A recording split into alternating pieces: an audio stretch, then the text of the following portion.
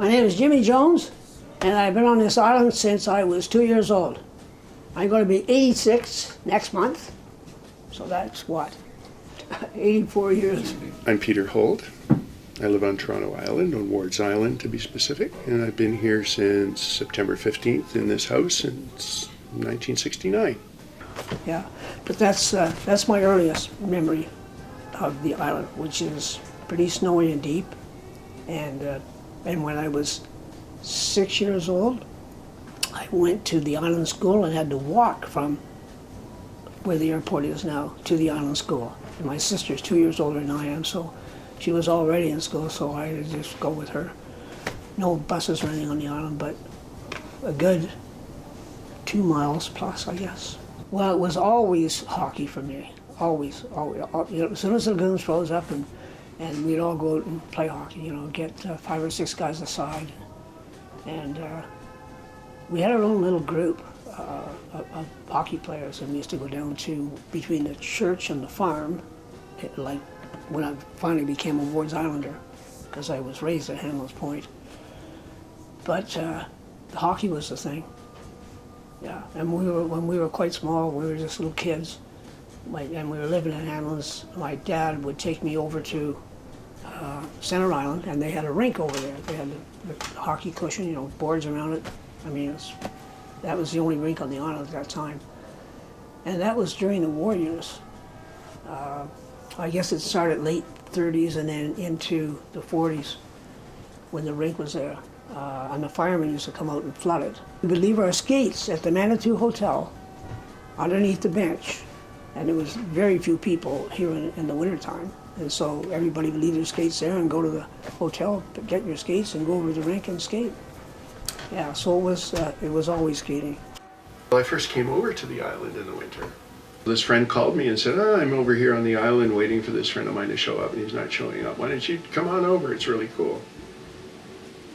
So that winter night, I came over on the Anguilla, breaking through the ice, place I'd never been, didn't know, and I just fell in love with the place. And I thought, wow, I want to have lived here.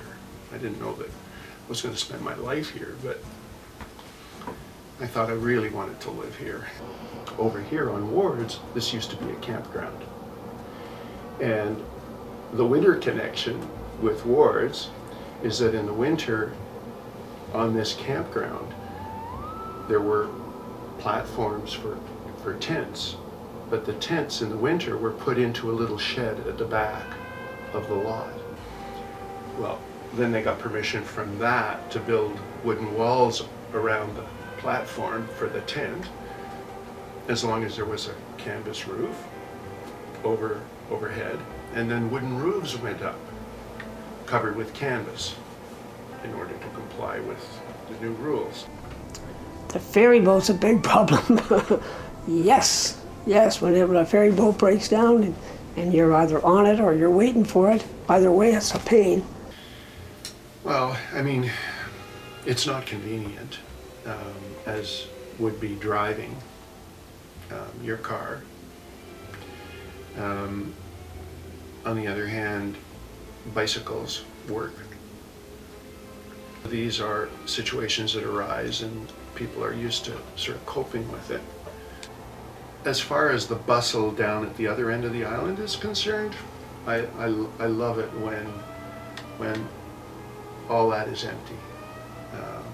When the snow is covering everything and you feel like you're a million miles away from the city. I used to say to people, in the summer it feels like we're 10 miles away from the city. And in the winter, it's like we're 100 miles away from the city.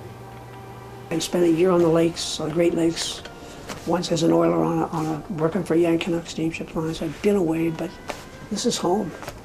This is home. And it's like a magnet for me because I don't go any place or do anything. This is home.